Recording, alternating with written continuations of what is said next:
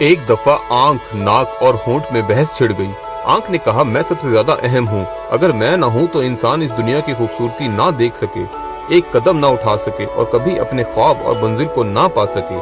लेकिन बस मुझे एक शिकवा है कि मुझे इन पलकों के नीचे रखा गया है जो किसी काम की नहीं है। इंसानी जिस्म में इसकी कोई जरूरत नहीं।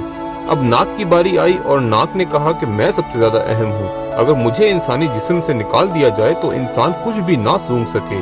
खूबसूरत फल, फूल, इन सब की महक इसके लिए बेमानी हो जाए। लेकिन मुझे भी यही शिकवा है कि मुझे भी इन पलकों से नीचे रखा गया है, जो मेरे साथ ज्यादती है।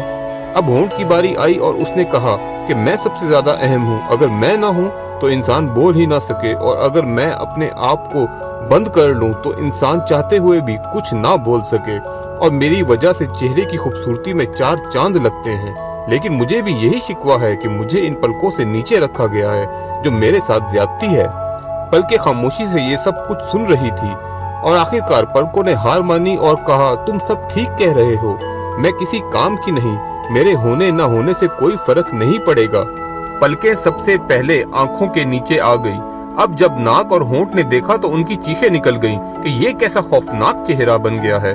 तो नाक ने कहा, मेरे नीचे आओ। अब जब पलकें नाक के नीचे आई तो आंखों और होंठ की चीखें निकल गईं कि ये कैसा खौफनाक चेहरा है। और आखिर में पलकें होंठों के नीचे आई तो आंखों और नाक की चीखें निकल गईं कि ये कैसा खौफनाक चेहरा है।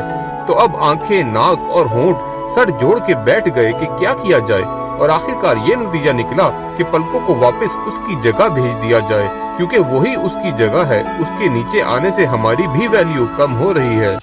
तो दोस्तों, तुम्हारी जिंदगी में तुम्हारे सामने कुछ भी बेमकसद नहीं, सब एक प्लानिंग के तहत हो रहा है, जिसको हम समझ नहीं सकते।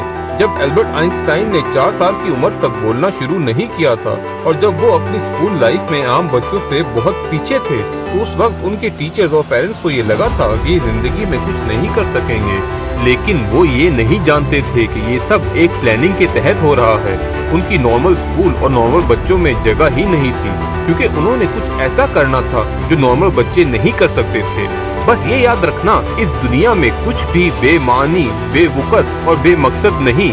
और अगर अभी भी तुम्हें लगे कि तुम अपनी जिंदगी में रुतबे में, कद में, हैसियत में छोटे हो और तुम्हारी कोई वक़्त नहीं, तुम एक छोटे और हकीर से इंसान हो, तो बस एक रात बगैर चादर, बगैर मैट के, एक हकीर और छोटे से मच्छर के साथ सो के देखना।